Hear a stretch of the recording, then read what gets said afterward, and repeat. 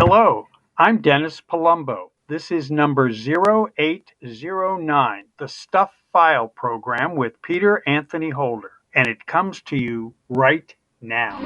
The following program is brought to you in living color.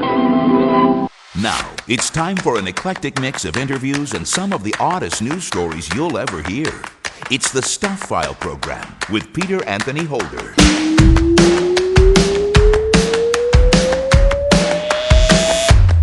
Hey there, hi there, ho there! Peter Anthony Holder here with you, and yes, this is indeed another edition of the Stuff File program, number 0809. And coming up on this edition of the Stuff File program, you'll meet David Tereshchuk, who is the author of A Question of Paternity, My Life as an Unaffiliated Reporter. It's the story of his quest to find out who his father was. There's something of an irony underlying all of this effort of mine. It's my job to go around the world and ask people questions and get answers on the public record. But in the private sphere of my own personal life, yes, I wasn't getting much cooperation from my own family, especially my mother, who was the only person, as far as I could tell, who knew the answer to this mystifying question, and she had never wanted to talk about it when I was a kid. Veeda Bybee is the author of a unique cookbook called A Few of My Favorite Things, recipes inspired by family-friendly musicals. This was yet another project that grew out of the downtime of the pandemic. You know, I didn't have this project come out thinking I'm going to make a cookbook about musicals, but it was more of I'm going to do something with my family that gives us something to look forward to. So every Friday for a whole entire year, starting in July, where we watched the musical and made a recipe inspired by that musical for an entire year. And that was something that we did to just create a family bonding time, but also to give us something to look forward to because we were socially distancing and there was just not a lot going on. Stuart Nulman is in with another edition of Book Banter. Hi, I'm Stuart Nulman, and Book Banter finds out what it was like to be close friends with John Lennon and Yoko Ono, according to Elliot Mintz. Is instant karma going to get you? Find out later on the Stuff File program. And there's lots and lots of Stuff File news, dad joke theater, morning shower thoughts, and of course, an idiot of the day. The guests later. The person who told you this was show number 0809 was Dennis Palumbo, who is a psychotherapist and also one of my favorite mystery writers who pens the Daniel Rinaldi thriller novels. They are great page-turning stuff. Really, they are. Thank you very much, Dennis, for doing the guest slate on this edition of the Stuff File program, a show that is listener-supported, fan-funded radio that depends on you for our success. Join us at patreon.com to help make this show an even bigger and better radio experience. Well, let's get right to the stuff. A wealthy couple sued a developer for selling them a mansion filled with moths. They bought their dream home in May of 2019, but the couple said moths living in the insulation soon appeared in their food, toothbrushes, and clothing. That's a moth cocoon. It's ironic butterflies get all the attention, but moths, they spin silk. They're stronger, they're faster. Who cares? It's in their food. A judge ruled that the property developer concealed a serious clothes moth infestation of the insulation in the house. The 68-year-old surveyor reportedly claimed that while he was asked about vermin infestations, moths didn't count as vermin. The couple has been awarded a refund along with damages of $5 million. Well, besides not counting them as vermin, I'd like to know what else he might have said in his defense. This moth's just about to emerge. It's in there right now, struggling. It's digging its way through the thick hide of the cocoon. Now, I could help it. Take my knife, gently widen the opening, and the moth would be free. But it would be too weak to survive. The struggle is nature's way of strengthening it. I don't care. Kill them all or give me my money back. Yeah. Remember a few months ago when we talked about a bunch of monkeys that escaped from a South Carolina research facility? They've all been recaptured now, but there's an even bigger wildlife escape in Norway. The Norwegian seafood company Mowi said 105,000 salmon escaped from a fish farm, and now they're offering a bounty of $45 per fish. A fence separating the fish from open waters was apparently damaged by a storm, allowing the great escape. Mouve is now asking fishermen to bring any caught farm salmon to reception centers where they'll be paid. Experts say the escaped fish pose a risk to wildlife salmon in the area. Well, I guess they're afraid of these frankenfish terrorizing the wild salmon by swimming around saying, "Hi, welcome to the Slam and Salmon." Yeah. And the bells signify that once again it's time for the Darwin File. I am the Grim Reaper. I am death. And this time around, we have not one, but two stories to share with you. First, in Douglasville, Georgia, a routine traffic stop on January 29th resulted in a perplexing mystery. Douglas County Sheriff's officers pulled over an unidentified driver who had a dead body in the passenger seat. The deceased, 21-year-old Malachi A. Mitchell, was allegedly meeting the driver to sell him a gun, Mitchell's mother said, although police say the investigation is ongoing. After questioning the driver, who was cooperative, detectives let him go. This would have been a perfect situation for the driver to use the carpool lane. And elsewhere, 23-year-old Ashton Mann of Kearns, Utah, was arrested after shooting his unnamed friend in the chest. According to the police report on February 2nd, Mann allegedly said that he and his unnamed friend had gotten together that evening to smoke dope and were talking about guns. The friend said he can dodge a bullet, so they agreed to try it. But they weren't stupid. Oh, no. They made sure that both pistols that they were playing with were unloaded, so the friend could jump out of the way to prove he could move before the trigger was pulled.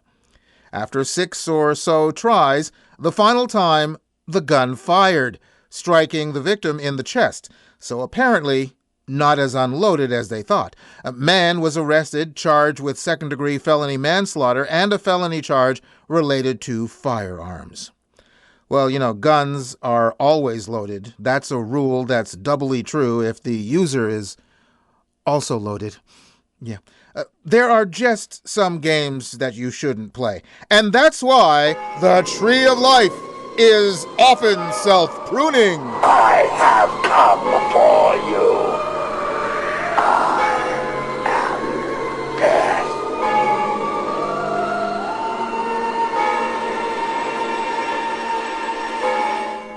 And let's get to our first guest here in this edition of the Stuff File program, shall we? David Tereshchuk has spent decades as a highly successful investigative journalist, but there is one mystery that he couldn't solve, and that was, who was his father? He has now written a memoir called A Question of Paternity, My Life as an Unaffiliated Reporter. It focuses on his decades-long search to figure out a dark secret surrounding his birth. David joins us via Zoom from New York. Hi, David. Well, hello, Peter. Thanks for having me on your show. It's good to be on the Stuff File.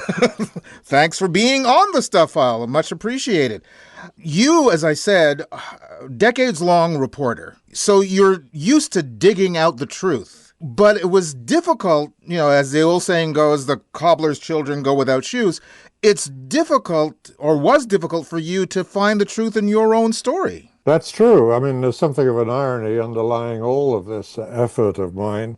It's my job to go around the world and ask people questions and get answers on the public record. But in the private sphere of my own personal life, yes, I wasn't getting much cooperation from my own family, especially my mother, who was the only person, as far as I could tell, who knew the answer to this mystifying question, and she had never wanted to talk about it when I was a kid. I don't know if she ever told me out loud not to bring the subject up, but I didn't bring the subject up as a kid. I think I was warned off silently in the way that children can be very often, with, sort of meaningful signals from the parent or whoever might be in authority. It was all very confusing for me to begin with. I was passed off, for instance, as my grandmother's child, not my mother's child, because my mother conceived me when she was 15, and that was scandalous in our sort of poverty-stricken household in the border country between England and Scotland in 1948. The idea was to give a cover story to my sudden appearance, that I was my grandmother's child. She'd already had 10 children, so, she was well past childbearing age. I don't know how they thought they would get away with this ruse, but I also know that it's not uncommon. I've come across many people who in similar situations had the same fiction built around their sudden and embarrassing arrival, and that was the case for me. And then, as I grew older and I realized I was the son of this young mother, I told myself that it wasn't that important. I became a young man forcibly making my own way in the world. I thought of myself as my own man. It didn't matter to me who my father was. Well, that's what I told myself. Until I was well into my 40s, when I decided that this was a mystery that shouldn't be maintained, I began to realize, and then I decided quite openly and clearly to engage with my mother. Are you going to tell me who it was? And that took a long time of gentle persuasion before she finally did give me a story for how I came to be conceived. Well, I'm curious to know what you said you didn't really delve into this until your 40s. First of all, do you have children? I don't, no. But it's interesting that at the very time that I'm talking about, I had just got married. And we were about to have children. My wife rather unexpectedly got pregnant quite early in our marriage, when we thought she hadn't been able to have children because of a previous gynecological problem she had in her 30s. But the idea of, yes, having children and the need for family medical history, if anything should occur that needed treatment and assessment, we should know as much as we could, my wife and I, about all of our ancestors, at least the close ones. And I had a pretty good idea of everybody on my Scottish side, but absolutely no idea about the details on my father's side. So that was one very good and sensible reason that I used in my attempts at persuading my mother to tell me. And even then, she wouldn't. For a while, at least. She kept evading me and eventually gave me a story, which I published in the book. But I'm not convinced that it's a true story. And various other lines of inquiry have come up since that story, because it was a shocking story, Peter. It was a shocking event that she described. She said she was raped at the age of 15 by a Catholic priest. That was stunning, and I think this was not the most professional of interviews that I conducted with my mother about that. I think I was so shocked by the story that I didn't delve as deeply as I might have done. And then, as I say later on, indeed, only after my mother finally died did I start to get other clues which suggested that she'd perhaps given me what I think in the mystery business you would call a red herring. And maybe the story of the rape by the Catholic priest may not have been true, and that someone else indeed had been my father, somebody else quite different, but also someone who might have been an occasion for great scandal and shame and the need for secrecy in the family. You spent a lot of time where you weren't necessarily concerned about what your backstory was. When your mother told you this alleged story, was it worse or just about what your imagination would have been over the 20 years that you didn't know? I have absolutely no idea, Peter. I arranged in my fantasies, like a lot of children who don't know their parentage, adopted children, for instance, they would always, or many of them anyway, and I was certainly one, would fantasize wildly about who my father might have been. I thought maybe he was a royal personage in Britain who'd managed to, I don't know, somehow or other tarry in our little border country village for long enough to conceive me with a young girl of the village. And and I would shake my head eventually and say, this is silly, and I'd move on. So yeah, all sorts of possibilities had come up in my mind, but the raping priest, I think, was probably beyond any of my imaginings. Well, if you don't necessarily believe the story that your mother told you, do you perhaps believe that there is a kernel of truth within the story she told you? Like, for instance, maybe she was not raped, but maybe it was a priest. Or maybe she was raped, but it was not a priest. I mean, all of those have occurred to me, Peter. You're yeah. absolutely right. And you're right to raise those possibilities. And I've raised them too.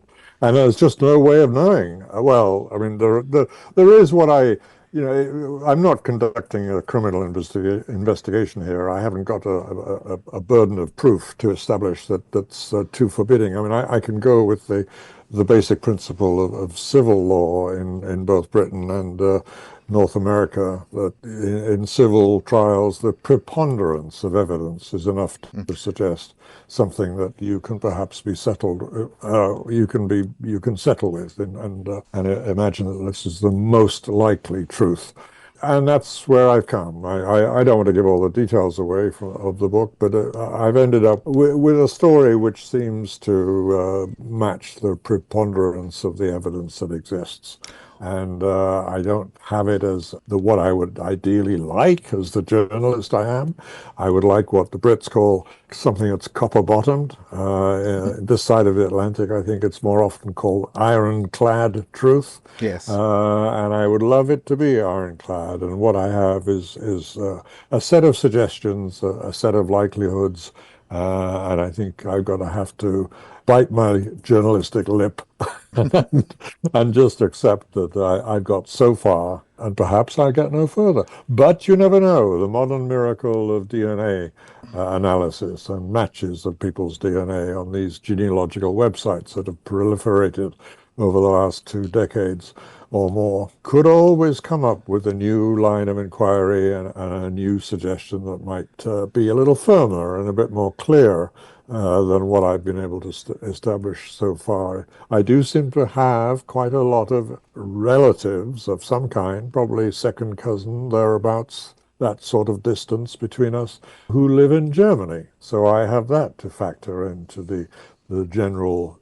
landscape of the unknown that I have now. I was about to ask about the DNA question because, I mean, nowadays they're literally finding murderers through DNA. Absolutely. Yeah, all that kind of investigative capacity that DNA now throws up fascinated me and excited me. And yes, some solving of some murders, especially on the West Coast, were very exciting for me. I thought this may be the answer. And my spittle and the vial of my DNA scrapings from the inside of my cheek has now been compared with something like 11 million people on these various genealogical websites. And as I say, the conclusion is not conclusive, but it's suggestive that my stock, the stock from which I spring on my father's side, could well be German. And that's a very intriguing notion. As a journalist, what made you decide, and we just got about a minute and a half to go here, what made you decide that you needed to get this story out, your own personal story, in book form? And how late in this process did you decide, I want to do this book? I guess that came about 8 years ago, Peter. I realized that all the nooks and crannies I was poking in, and all the leads that I was pursuing, that many of which ended up being dead ends. All of this was, let's face it, an extraordinary story. Like all journalists, I just can't resist a good story. And then I thought I may as well not only go through I'm doing all the research. Why don't I share this story with other people? Because in essence, I was reacting to the fact that I had been kept in the dark about a particular issue for a large part of my life. And I think that's true for a lot of people in families. Family secrets can often be very corrosive. And it seemed to me that my journey might have some relevance to other people. Keep asking the questions was the thought that kept coming to me. And I thought it might apply to other people too. So readers might find it interesting for that dimension. Even though you're an investigative journalist, sometimes you don't see the forest for the trees. Is it a possibility that you could have a reader out there who knows the answer to the question, and you might find it that way? Maybe. It would be wonderful if that were to happen. What a splendid ending to the book! It would have to be a new edition of the book, of course. That could be splendid. I live in hope. I'm open to almost any possibility. Having trudged this road and gone down so many dead ends, it would be fascinating to find a rewarding end in the end. Well, the book is called A Question of Paternity. David, thank you very, very much for taking the time to be on the program with us. Thank you very much, Peter. David Tereshchuk, author of the memoir A Question of Paternity, My Life as an Unaffiliated Reporter. You can go to our website at thestuffile.com, check out the show number for this program, which is show number 0809, and you'll find the link to David's site, plus links to either amazon.com or amazon.ca, where you can order his book directly. You're listening to the Stuff File program with me, Peter Anthony Holder. And now, Dad Joke Theater. What's the difference between a well-dressed man on a unicycle and a poorly dressed man on a bicycle? Attire. Join us again for another Stuff File program, Dad Joke Theater. There's still more guests, more news, and an idiot of the day coming your way on the Stuff File program. Stay tuned.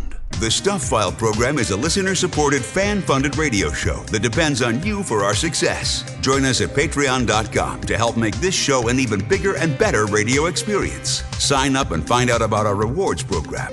Being a patron doesn't have to be a long-term commitment. There's absolutely no obligation. You could join today and end whenever you'd like. But the time we have your support would be so greatly appreciated. We'd also love to hear your thoughts about the show and even your ideas for rewards. Join us for the ride. Join us at patreon.com/TheStuffFile program.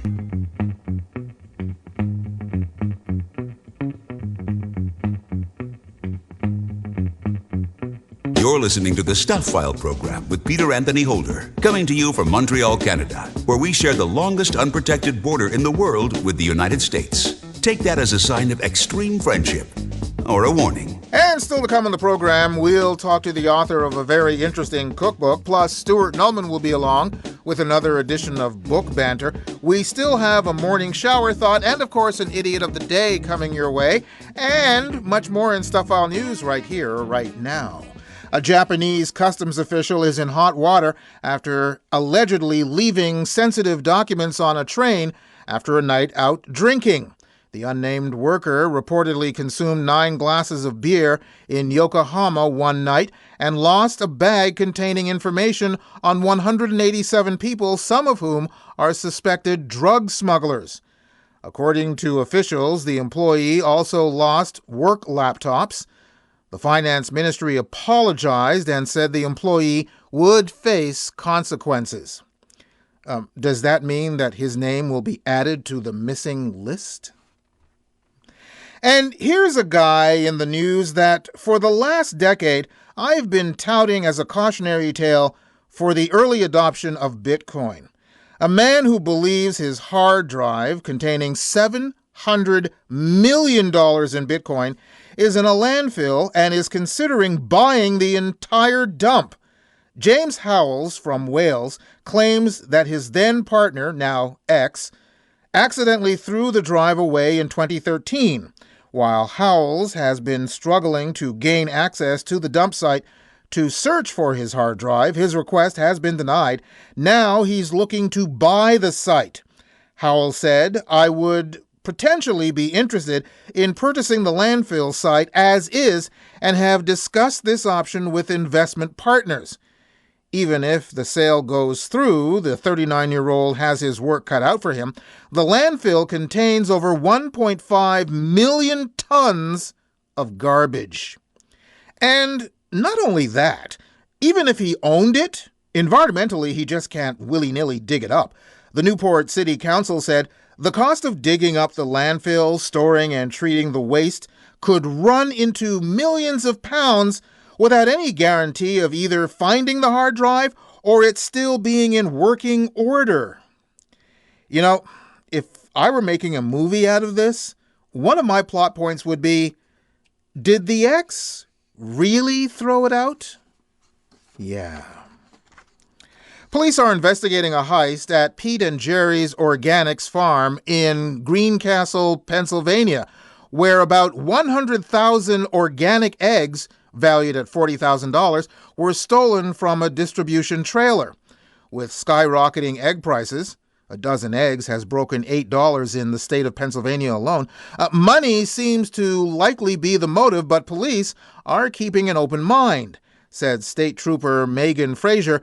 The motive for this theft is unknown. It could be to sell them or even for vandalizing purposes. When it comes down to it, we don't know. Vandalizing purposes?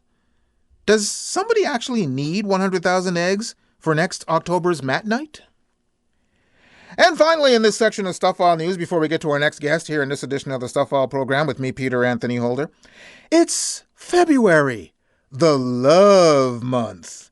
Is there anything more romantic than having sex with your partner in broad daylight in front of a Wendy's as motorists pass by on a busy highway? I went into Wendy's for the first time. I had a hot and juicy, and I loved it. According to police, 53-year-old Demetria Wilson and 29-year-old Ty Mario Morell were caught in the act on a Saturday afternoon in Clearwater, Florida. Officer Parker Moody reported spotting Wilson and Morell lying on the ground behind the bus stop in view of the busy highway. The bus stop is in front of a Wendy's restaurant and adjacent to U.S. Highway 19. Said Moody in his report, and I always love the police jargon and how they describe things, Wilson, unencumbered by pants, was on her right side with her buttocks facing her partner. Morell's pants were pulled down, and he was in a turgid state as he repeatedly engaged with Wilson. All I could think about was that juicy meat, those juicy toppings. The couple was busted and charged with performing an unnatural and lascivious act. Hot and juicy, hot and juicy. Wilson and Morell, both of whom have lengthy rap sheets, remain locked up in lieu of, respectively, $150 and $500 in bond. They have each pleaded not guilty to the misdemeanor charge. Gee, I'm wondering who has the bigger bail and why. Also, perhaps they were unwittingly lured to Wendy's just based on previous advertising. That night, I had a wonderful dream. I took hot and juicies everywhere. So, I decided to devote myself to bringing pleasure to people just as I have found it. Hot and juicy, hot and juicy, hot and juicy. You know, that does sound like entrapment. Anyway, let's get to our next guest here in this edition of the Stuff File program, shall we? Veeda Bybee is the author of a very unique cookbook. It's called A Few of My Favorite Things, Recipes Inspired by Family-Friendly Musicals. And as the subtitle suggests, within the pages, each recipe is based on a Broadway musical or film. Veeda joins us via Zoom from Las Vegas, Nevada. Hi, Veeda. Hello, Peter. It's so good to be here. So nice to have you here. This is a book that is near and dear to my heart because it's an aha moment. We've had a lot of guests on the program over the last few years that have done something, and one of the reasons they did it was because they usually start off with a statement, well, it was during the pandemic. And oh my goodness, I know. I'm guessing that I understand that your book was inspired by the pandemic. So tell us your story. Yes. So, I didn't have this project come out thinking I'm going to make a cookbook about musicals, but it was more of I'm going to do something with my family that gives us something to look forward to. So every Friday, well, it's Friday, Saturday. So we called it Family Musical Fridays, but, sometimes it would be a Saturday. But it really was a weekend for a whole entire year, starting in July, where we watched a musical and made a recipe inspired by that musical for an entire year. And that was something that we did to just create a family bonding time, but also to give us something to look forward to because we were socially distancing and there was just not a lot going on.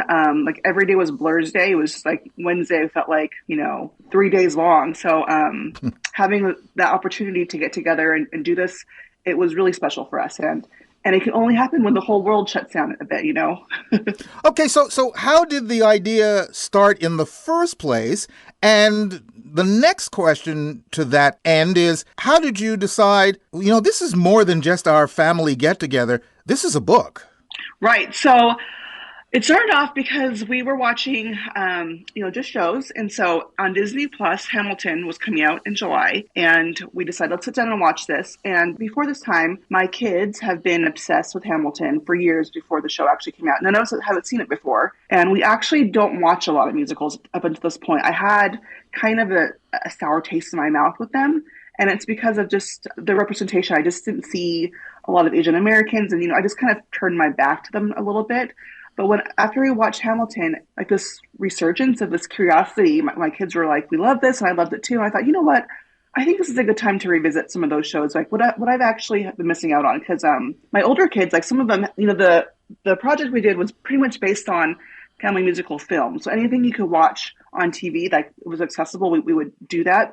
But I realized some of my older kids, they knew some of the musical films. My younger ones did not. Like my youngest daughter, she had never even seen The Little Mermaid. And I was thinking, wow, I can't believe that effect trickled down to her. So we decided, let's make this a project and let's see if we can watch musicals and if we like them. And the amazing thing is that I had teenagers at the time, and I thought, there's no way they're going to get through a 3-hour showing of Fiddler on the Roof. But but after watching them for a few, consecutive weeks, we really did. And it was kind of amazing to see that we could have this opportunity to be together and they could actually appreciate musicals in a way that I think I was missing out. I grew up loving musicals, so I'm glad we got to have that full circle moment and bring it back in. So when I was talking to my publisher, I had some books with Shadow Mountain, and we were talking about different work that I could do. And they said that, we really like food. If you have a recipe we can include in some of your fiction, maybe we can have a recipe for something in the end of the book. And I mentioned, I love food too. I actually had a food blog back in the day, and I actually had this project during COVID times where we made recipes for musicals, and they actually liked that idea. So I wasn't telling them that as a project, but they said, let's pitch us that project, and so I did. And so that's how the cookbook came about. Okay, so you pitched the idea, and again, when you say the idea out loud and they go, yeah, that's it, we want to do that, does your inner voice say, oh gosh, now I have to come up with a lot of musicals and a lot of recipes that can be connected to them? Or did you have some ideas on the fly and you said, you got this? Probably a combination of both. My agent, I have a literary agent, and she was on the call with us. And, she's the one who was like, this is a really good idea. Let's, have a proposal. And as a writer, I feel like you just say yes to things and it feels good. Like, oh, that's a possibility.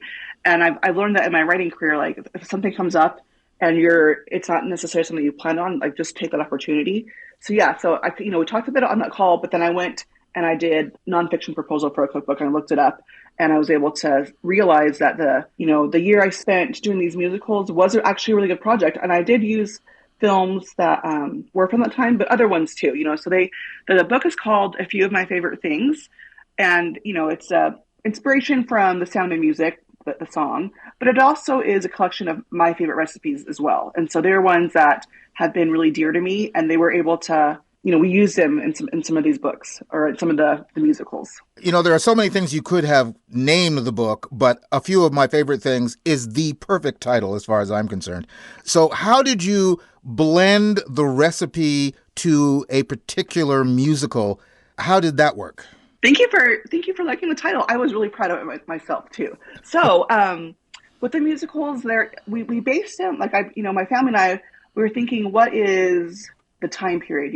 For Hamilton, for instance, there was no really food reference in the show, but I knew that hoe cakes were popular during that time, so we used it's like the kind of the pancake for that, or so based on the time period, or maybe the region of the area. So there's a musical called Bugsy Malone, and it's like New York Prohibition area, and so we used a chicken parmesan, so kind of based on the theme of the musical. Even, and then sometimes some shows do have mentions of food. Like White Christmas was chock full of great recipes that I can pull from. They use a lot of food in that, and that was really fun to pull from. Either whether it's like the sandwiches that they have in the club car, or different Christmas things. So that was really fun too. So it was fun to watch the show and to kind of do a little research and see if this show doesn't talk about a food, what is the time period that it's in that I can pull from. If it's like Greece, 1960s or 50s diner food, that was kind of fun too. Oh, so you not only got an opportunity to pull ideas from the actual musical itself, but if you couldn't pull ideas, you actually use the time frame or the geographical region of the musical to come up with an idea. Right. So one musical that we were already familiar with is my older kids were in, when they were younger, they're in the musical Hairspray. So we watched that, as a family again.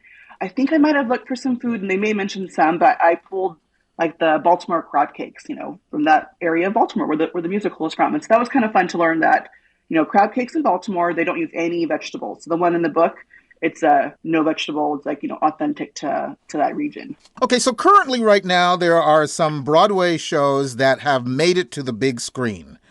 Wicked is a big one. Do you have something in the book, a few of my favorite things from Wicked? I wish I had the foresight to know that Wicked would come out around the same time as the book.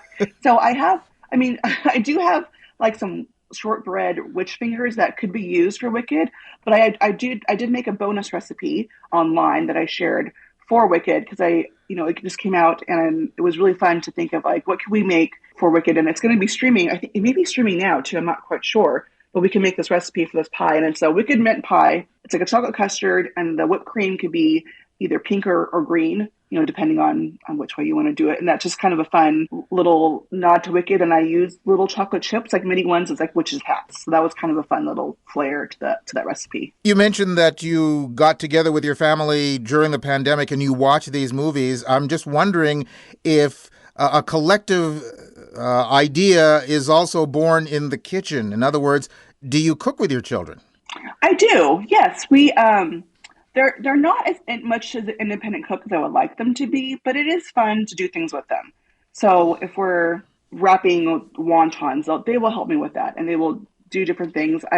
I'm still trying to help them be like, you can do this recipe on your own, and they actually have done some, but maybe I just cook too much, and so they just kind of rely on me to do, to kind of start it out. But we do cook a lot together.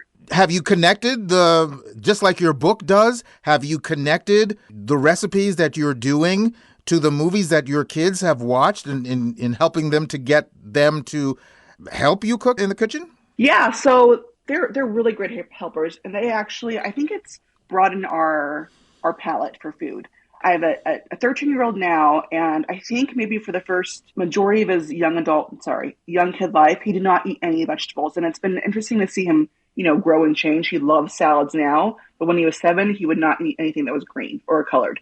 But I feel like the musicals did help us bring different varieties of food into each night, and it made it fun. So even if they weren't into something before, like I'm trying to think of off the top of my head, we had we made hummus and tzatziki, and like before I'm not sure if someone could be like, I don't know if I like hummus, but because we watched it with Hercules and it made it more an event. They helped me, they helped me with the chickpeas and opening the cans and that kind of stuff.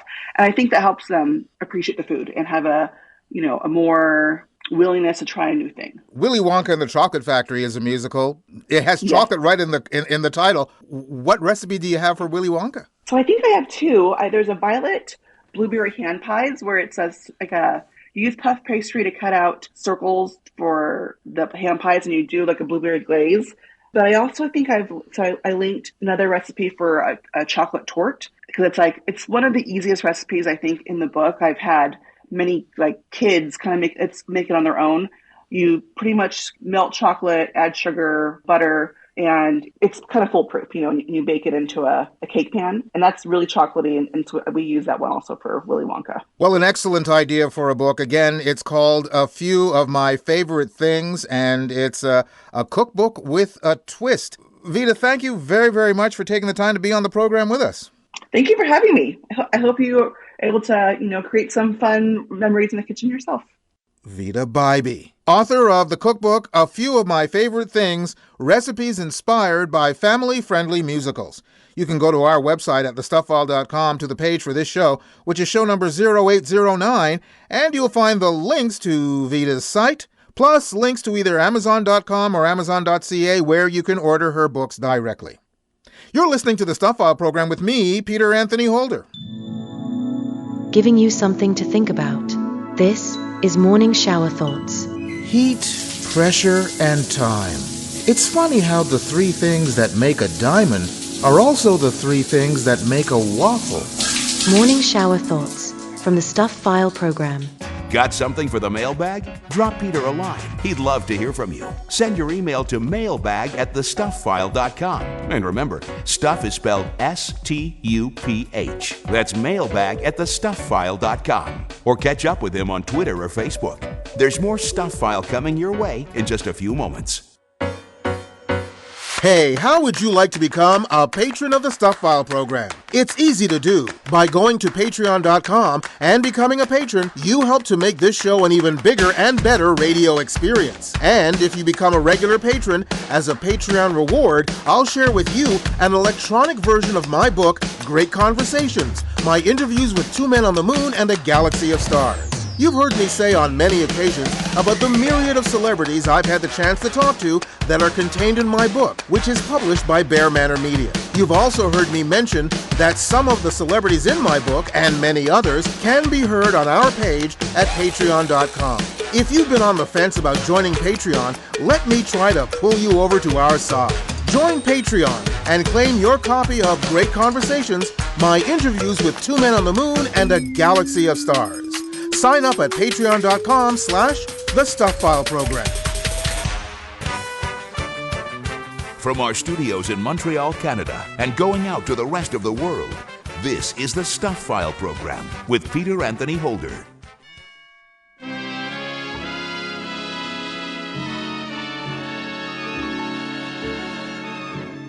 It's time to crack a spine. The Stuff File presents Book Banter with Stuart Nulman. Once again, here's Peter Anthony Holder. And in all of his shining brilliance, once again, here is Stuart Nulman. Hello, Stu. Hello, Peter. Well, of course, because, we all shine on. Yes, we do. In the moon, in the stars, in the sun. That sounds like a song. Oh, yeah. If it rings a bell to you, Peter, because it was a song, it was the lyrics from John Lennon's Instant Karma. Yes. From 1970. That's the subject of the book I'm reviewing here on Book Banter, because let's go back in time to 1971. A man named Elliot Mintz, he was a popular DJ at radio station KLOS in Los Angeles. One afternoon in the fall of 71, Mintz was searching for an interview subject for a future broadcast, and from a stack of new albums he received from numerous record companies, he by chance plucked out a copy of an album called Fly. It was a 13-track double album by none other than Yoko Ono. Intrigued not only by the front cover artwork, but also by what he called the conceptual and experimental, confusing and elusive, but somehow inspiring artistic quality of the musical tracks, Mintz decided to call her record label to request an interview. And the following day, Yoko's assistant called back and replied that she would be available. So the following Sunday night, Mintz ended up doing an intriguing 40-minute interview in which they discussed a variety of topics that related to her interests in general and her new album in particular.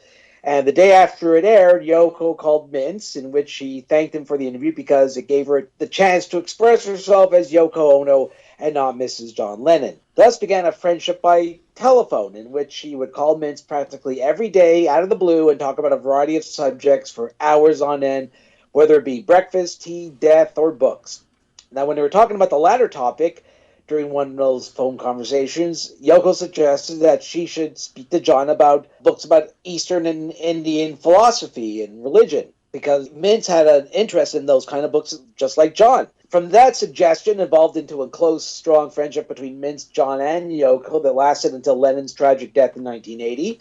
And then beyond, as Mintz became a trusted keeper of the flame of Lennon's legacy, which was best exemplified by his 1988 radio documentary series, The Lost Lennon Tapes. And now the story between the ties that bound the three is told in fascinating and sometimes bizarre detail in his recently published memoir, We All Shine On. Define bizarre. Put it this way, they would call, because they were in New York and Elliot was in Los Angeles, and then he said, we're going to San Francisco. We're doing a road trip to San Francisco. Why don't you come and join us? And I read that passage, and it was like something out of a Hunter S. Thompson article, like Fear and Loathing in Las Vegas. That the directions he got where to meet the two was, it was really something bizarre. It wasn't your average set of directions that you would get at Google Maps, put it that way. What, was it like a treasure hunt? Almost. Almost. So the book, Mintz's focus is how he became a confidant of John Yoko, not to mention it's a first-hand account of the final decade of Lennon's life and career, ranging from the release of his landmark Imagine album to his Lost Weekend period, to his house husband years after his son Sean was born, to his remarkable comeback that was sparked by the success of his Double Fantasy album in late 1980. Now, at first glance, you think it's a vantage point that would be the envy of any Beatle fan. However, Mintz promised John and Yoko that he would keep this special friendship under wraps to the general public, and he did keep that promise. Now, like any good memoir, this book is filled with plenty of interesting stories that offer so many perspectives of what it was like to befriend John and Yoko that was funny, affirming, bizarre, poignant, and at times downright ugly. A couple of my favorite examples include not just the road trip to San Francisco, but when he got an advance copy of John's ultra-political 1971 album sometime in New York City, Mintz promised he would play the album in its entirety on his show that night. Now, what he wasn't aware of before he put the needle onto the vinyl was the subject matter of the songs, such as the bloody Attica prison riot, the trial of activist Angela Davis, British rule in Ireland, and the inappropriate language on such songs as Woman is the N-word of the world. Now, as a result of playing that album in its entirety, Mintz got fired from his KLOS job the following day. Oh, the following day? The following day. Well, gee, that was rather kind of slow.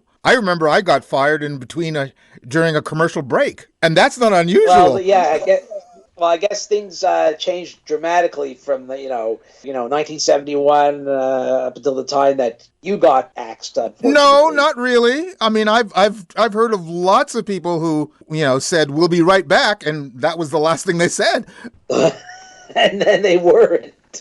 I mean, especially considering the subject matter of the song that he was playing. Yeah. I wouldn't have been surprised if someone walked into the studio and yanked him off the air right at that moment. And then at the same time, taking the arm of the record player and just run it across the grooves of the record. Absolutely. Anyway, I got you off track. I got you off track, but I wanted to ask a question. And you said that he kept the promise of not talking about this. So what has changed? I mean, why is he putting this book out now?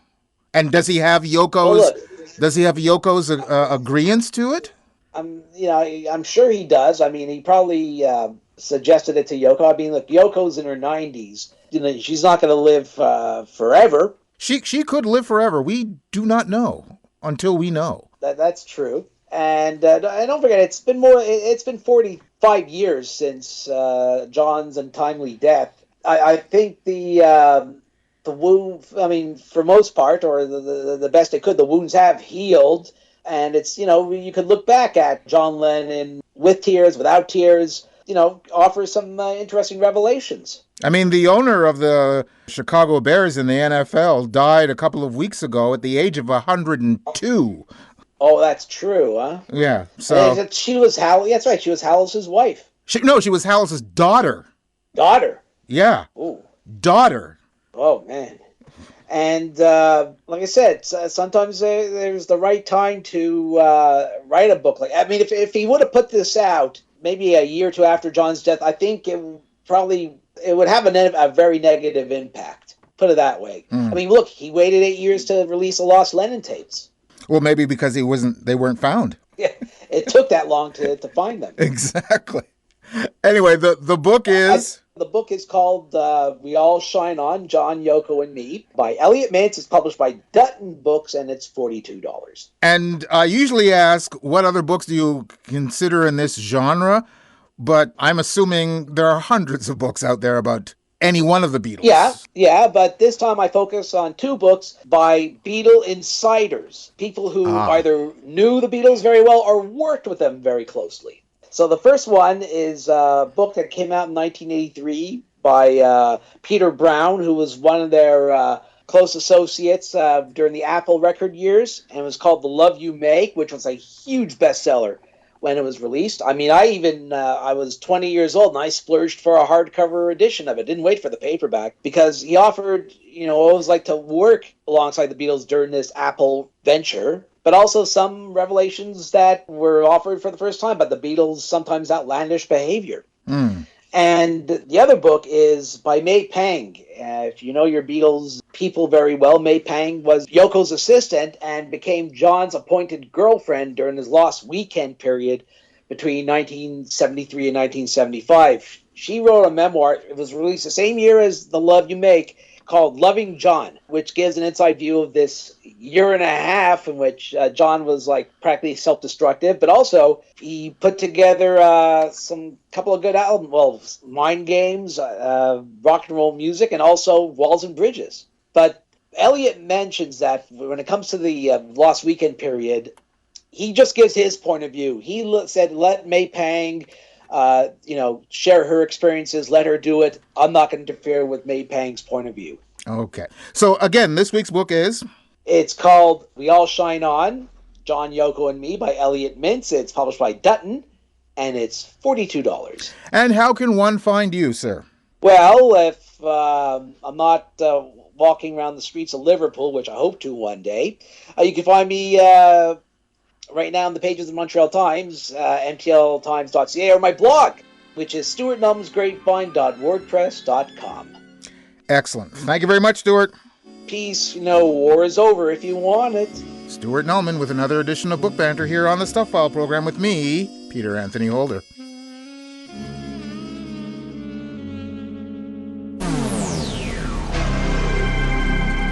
The Stuff File. And we're just about a racetrack on this edition of the Stuff File program. We do have an Idiot of the Day coming your way in just a matter of moments. And I've got a few more Stuff File news stories to share with you right here, right now. And oh, by the way, any of you listeners out there who would like to record an opening guest slate for the Stuff File program, drop me an email to peter@thestufffile.com with the subject line, guest slate, and we'll make that happen. Okay? There you go.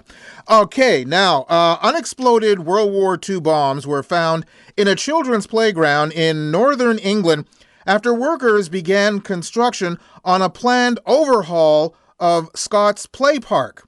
A full survey of the area uncovered 65 10-pound practice bombs and smoke cartridges on the first day, and another 90 practice bombs on the second. Further excavations are planned to make sure that the park is free from unexploded ordnance. The area was once used to train the Home Guard Volunteer Army. Okay, this is a planned overhaul of a kiddies park, which means the park itself was there for years. Shouldn't someone in the city put two and two together and realize that what is now a children's park was once a practice site for bombs? I mean, talk about a potential blast from the past. And two mourning sisters from Clearwater, Florida, didn't even make it out of the church before getting into a scrape following their 95-year-old dad's funeral on January 22nd. As 66-year-old Kathleen Deegan delivered the eulogy for Dr. Arthur Deegan, she neglected to mention her niece, which upset 60-year-old Maureen Deegan. According to an arrest affidavit, Kathleen's eulogy did not include a mention of Sister Maureen's 24-year-old daughter, which upset the younger woman and triggered a verbal argument between Kathleen and her niece. After the service, Maureen allegedly chest-bumped her older sister. Kathleen then grabbed Maureen's hair and pulled her back. Maureen threw strikes at Kathleen's face. Kathleen was arrested for misdemeanor battery. Maureen was charged with felony battery because her victim was over 65 years old. You know, I don't know how they were raised, so I'm completely unclear if their dad, the doctor, was still alive.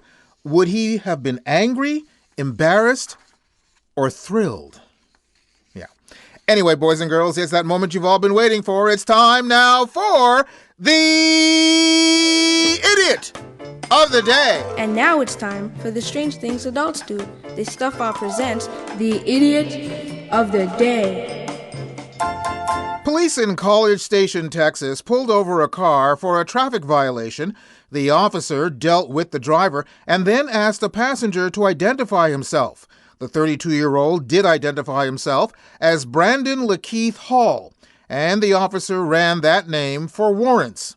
Dispatch told the officer that someone named Braden Lakeith Hall, with the same date of birth, did have a warrant. The officer asked Hall to spell his first name. Hall said Brandon, and he said it twice. On the other hand, Hall has a tattoo on his hand that's spelled out Bradon. Due to the discrepancy and the seriousness of the charge on the warrant, aggravated assault of a family member, the officer arrested him and he was positively identified at the jail as Braden Hall. So, a second charge was added, giving a false name. Braden was literally branded. So I have to ask, why?